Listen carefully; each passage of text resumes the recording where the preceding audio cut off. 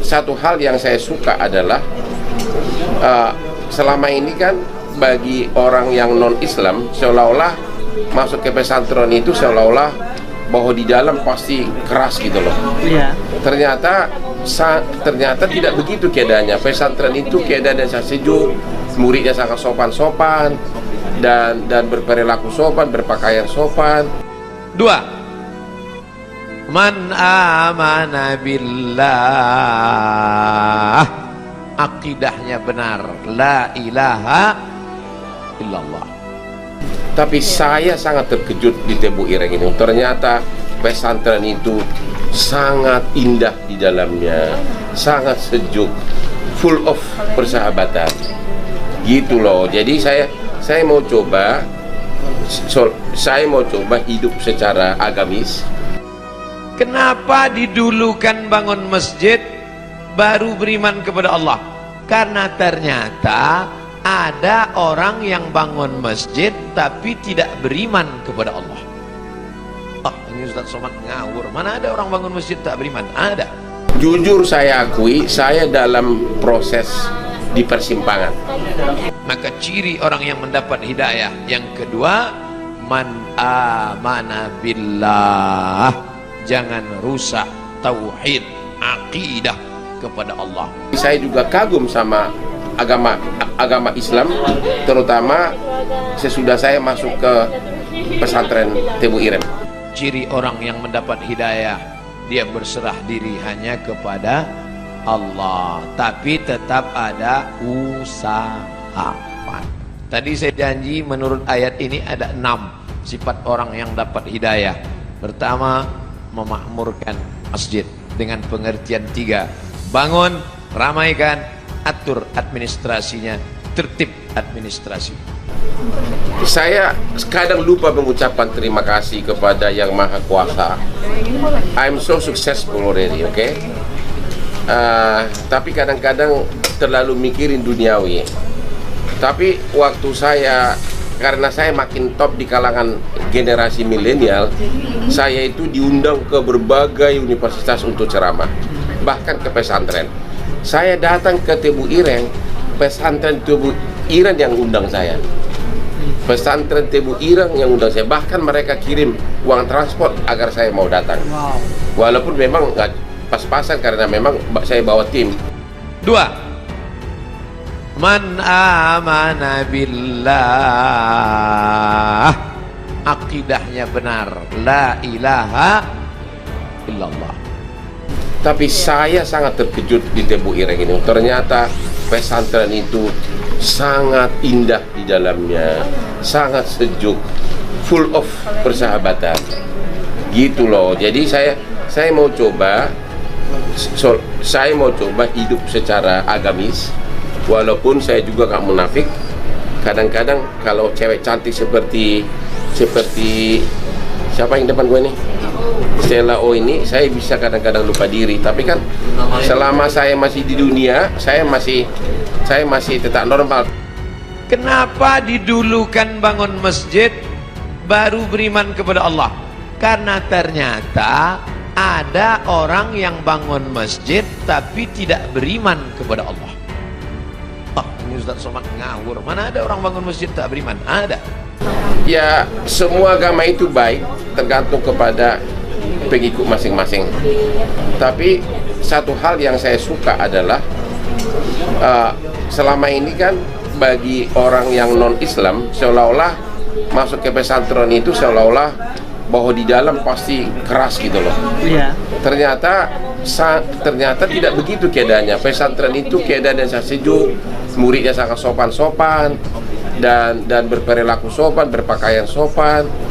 Dan jadi mungkin perlu pesantren itu lebih membuka diri, diberikan kesempatan bagi non muslim masuk ke kompleksnya, agar berita bagus ini bahwa pesantren itu sangat bagus itu perlu semua orang tahu gitu loh, sehingga tidak ada saling curiga lagi.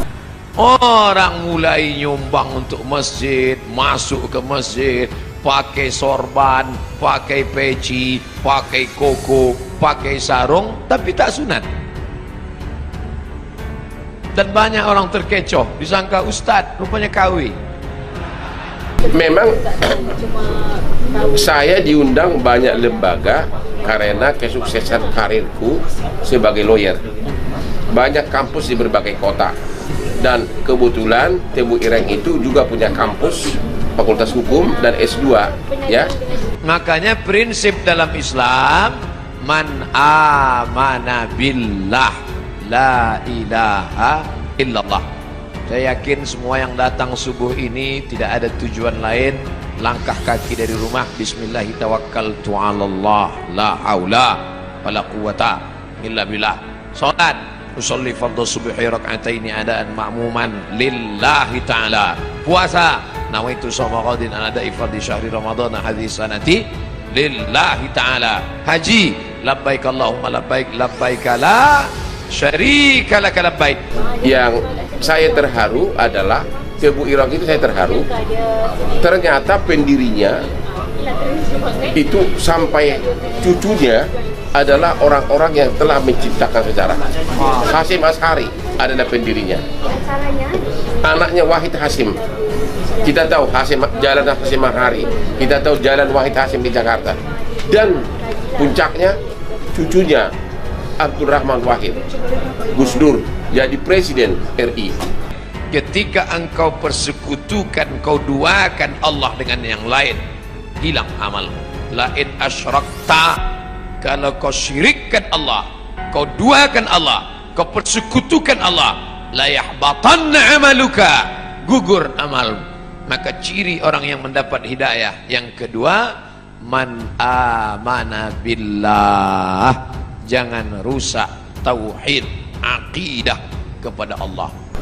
Jadi itu daerah Tebu Ireng itu daerah yang memang boleh dikatakan pintu menuju Indonesia.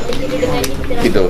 Kita dalam Islam diajarkan berani berkata la ilaha. La ilaha, tak ada lagi batu-batu. La ilaha, ada lagi dukun-dukun. La ilaha, tak ada lagi gelang-gelang. La ilaha, tidak ada lagi sembahan-sembahan. La ilaha illallah, murni. Inna salati wa nusuki wa mahyaya wa mamati lillah. Jangan rusak lagi. Jujur saya akui, saya dalam proses di persimpangan. Di satu pihak saya lagi hits, lagi top benar. iNews TV sampai 2 kali saya host. Sekarang Metro TV Prime Time juga, Hot Room, pakai nama saya semua itu Hot Room. Ini Hotman Paris Show. Aliran saluran TV lain juga begitu. Terus diundang ceramah kemana-mana. Wanita yang pengagumku bisa ratusan tiap hari DM aku, just to say hello, ngajak kenalan. Tentulah saya di antara godaan dan agama itu menjadi terjadi seolah-olah ada perbenturan gitu loh. Gua harus memilih yang mana. La ilaha illallah Muhammadur Rasulullah. Maka jangan lagi kadzdzabal munajjimun walau sadaqu, bohong, dusta orang yang percaya kepada ramalan zodiak bintang-bintang, kalaupun betul kebetulan. Bila Anda telinganya agak ke depan, tak cocok kerja di sungai. Bila tai lalatnya di bawah dagu, cocoknya di darat. Ini bohong semua. Islam tidak pernah berkata demikian. Fa idza azamta, kalau kau sudah tekad, fatawakkal 'ala Allah, bertawakkallah kepada Allah. Jangan rusak akidah tauhidmu. Percaya kepada burung-burung. Saya lagi usaha. Orang sampai mengatakan, Hotman kenapa nggak mualaf aja, katanya kan. Ya tentu kan saya punya prinsip juga dalam hidup. Karena seperti kata Gus Dur, ya, yang penting adalah perbuatan baik. La tiarata, tak boleh. Dulu orang kafir musyrik, kalau dia mau bisnis, dilemparnya burung di atas pohon kayu. Lempar. Kalau burung itu terbang ke arah negeri Syam, berarti sial. Syukmu, Syam, sial. Kalau pergi ke arah Yaman, Yamin, beruntung. Lempar. Ke arah Yaman, ayo lanjutkan. Kalau ke arah Syam, berarti sial. Kalau mau bisnis, diambil anak panah 3 biji. Anak panah disimpan dalam Ka'bah, digoncang. Pergi atau tak pergi? Ambil anak panah. Pergi, pergi. Tidak pergi, jangan pergi. Kosong, Anda belum beruntung. Goncang sekali lagi. Ini dibatalkan dalam Islam. Soal agama itu agama nama. Kalau kau berbuat baik, Gus Dur mengatakan orang tidak akan menanyakan agamamu apa.